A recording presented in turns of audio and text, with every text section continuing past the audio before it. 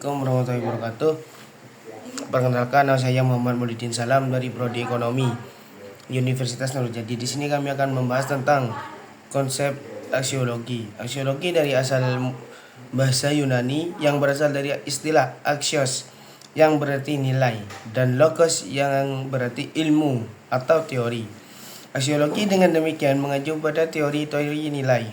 Karena itu, teori yang berhubungan dengan hakikat nilai juga disebut aksiologi atau filsafat nilai. Jika masalah ini dibahas secara filosofis, perhatian lebih akan diberikan pada masalah sumber nilai. Sedangkan menurut tujuan studiometri merupakan teori yang nilainya berkaitan dengan kemanfaatan ilmu yang beroleh. Aksiologi merupakan ilmu yang mencapai perihal ilmu pengetahuan itu sendiri. Jadi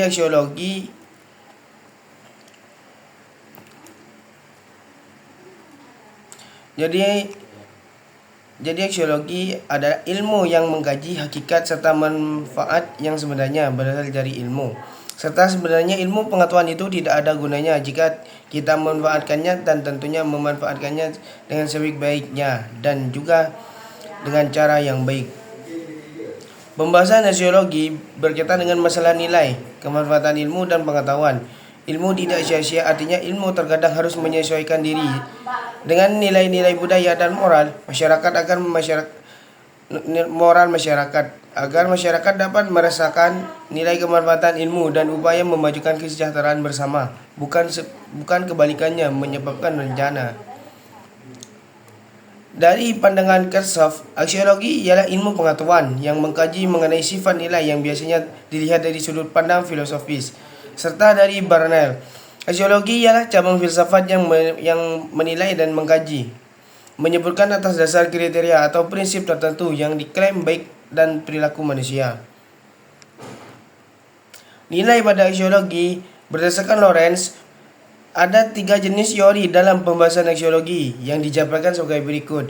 Yang pertama ialah teori objektivitas nilai, di mana teori ini artinya teori nilai menyatakan bahwa nilai-nilai seperti kebaikan, kebenaran, atau keindahan terdapat pada dunia nyata dan dapat ditemukan sebagai entitas, kualitas, dan hubungan nyata yang berbentuk yang sama kita temukan objek kebajikan atau hubungan. Yang kedua yaitu teori subjektivitas nilai, di mana teori subjektivitas nilai itu berpendapat bahwa nilai seperti kebaikan, kebenaran, dan keindahan tidak ada dalam kebenaran objektif, tetapi dalam perasaan dan kualitas pribadi dan interpretasi kebenaran. Yang ketiga yaitu teori relativisme nilai. Teori ini memiliki prinsip dalam memandang nilai. Nilai tersebut bersifat relatif karena berkaitan dengan keinginan dan perilaku, harapan, keinginan, dan perasaan. Yaitu nilai-nilai ini berbeda secara radikal dari satu budaya ke budaya lain. Ilmu dan hubungan moral. Kemajuan ini pengetahuan tidak akan pernah lepas dari tersinggungannya menggunakan aneka macam problem moral. Baik buruknya pengetahuan sangat ditentukan oleh baik buruknya moral penggunanya. Bom atom Hiroshima serta Nagasaki di Amerika Serikat merupakan contoh penyalahgunaan ilmu pengetahuan dan teknologi yang maju pada saat itu. Pada hakikatnya, persoalan moral tidak terlepas dari tekad manusia untuk mencari dan membela kebenaran. Moral berkaitan erat dengan nilai-nilai serta cara melakukan sesuatu. Pada awal perkembangannya, ilmu pengetahuan terus-menerus berbentuk dengan nilai-nilai moral masyarakat. Terlalu banyak ilmuwan atau filosofi yang diklaim gila oleh penguasa saat itu atau bahkan dijatuhi hukuman mati. Contohnya termasuk Nicholas Copernicus dan Socrates dan John Hus. Selain itu banyak kasus di mana ilmu harus didasarkan pada nilai moral yang berlaku pada waktu itu.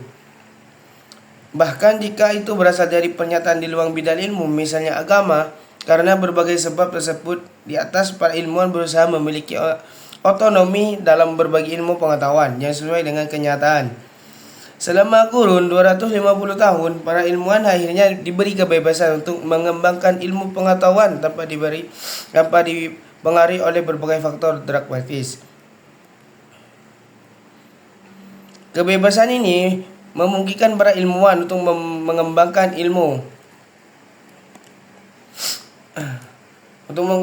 pengetahuan secara luas. Pada akhirnya, berbagai ilmu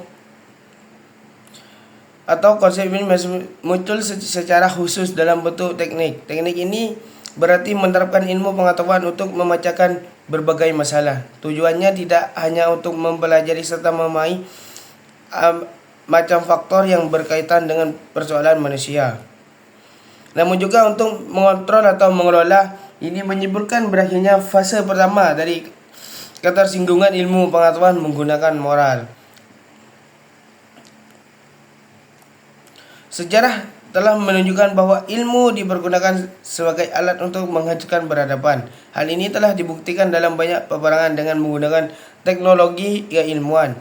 Ilmu pengetahuan berkembang pesat pada ilmu semakin sadar kemungkinan konsekuensinya yang terjadi dan pemecahan jika terjadi penyalahgunaan.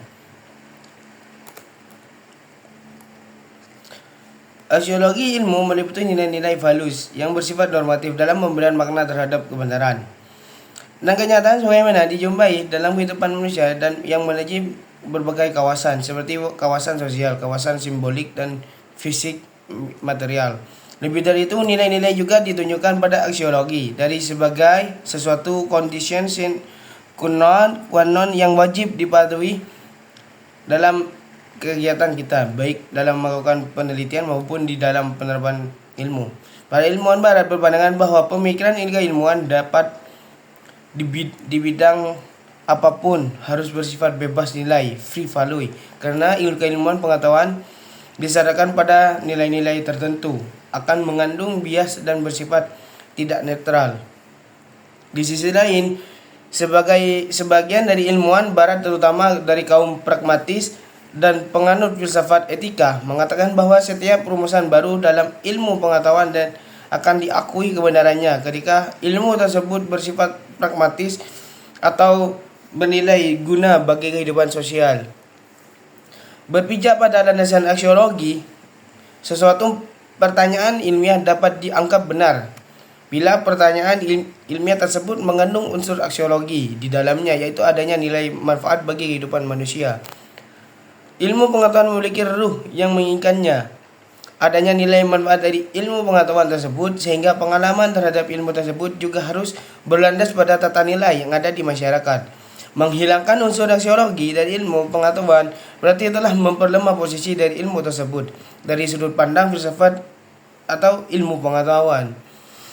Aksiologi juga dapat dikatakan analisis terhadap nilai-nilai. Maksud dari analisis yang membatasi arti, ciri atau tipe kriteria dari nilai-nilai, sedangkan nilai yang dimaksud untuk di sini yaitu menyangkut segala yang bernilai.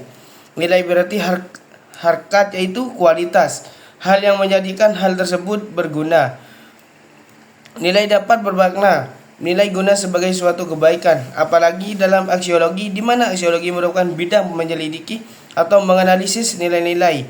Maka implikasinya aksiologi mencoba untuk menguji dan mengintegrasikan semua nilai kehidupan dalam kehidupan manusia dan membinanya dalam kepribadian seorang. Aksiologi memberikan manfaat untuk mengantisipasi perkembangan kehidupan manusia yang negatif, sehingga ilmu pengetahuan tetap berjalan pada jalur kemanusiaan. Daya kerja dari aksiologi diantaranya yaitu pertama, menjaga dan memberikan agar proses keilmuan dapat menemukan kebenaran yang hakiki. Maka perilaku keilmuan perlu dilakukan dengan penuh kejujuran dan tidak berorientasi pada kepentingan langsung. Yang kedua, dalam pemeliharaan objek, penelaah dapat dilakukan secara etis dan tidak mengubah kodrat manusia, tidak merendahkan martabat manusia, tidak mencampuri masalah kehidupan manusia.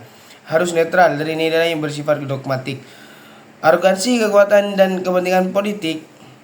Yang ketiga, itulah pengembangan pengetahuan harus diserahkan atau diarahkan untuk meningkatkan taraf hidup yang memperhatikan kodrat dan martabat manusia. Kelestarian alam lewat pemanfaatan ilmu dan temuan-temuan universal. Menurut pendapat saya, dari ilmu pengetahuan telah menjadikan bagian yang penting bagi kehidupan sosial masyarakat. Ilmu pengetahuan dapat menjadi tolak ukur untuk melihat maju atau mundurnya suatu bangsa. Suatu bangsa memiliki tingkat ilmu pengetahuan yang sempurna, maka semakin modern juga kehidupan masyarakatnya. Sebaliknya, jika ilmu pengetahuan rendah, maka kualitas masyarakat di suatu bangsa juga rendah. Demikianlah itu presentasi dari kami. Mohon maaf bila ada materi yang kurang jelas atau tutur kata yang tidak sopan, mohon maaf sebesar-besarnya. Assalamualaikum warahmatullahi wabarakatuh.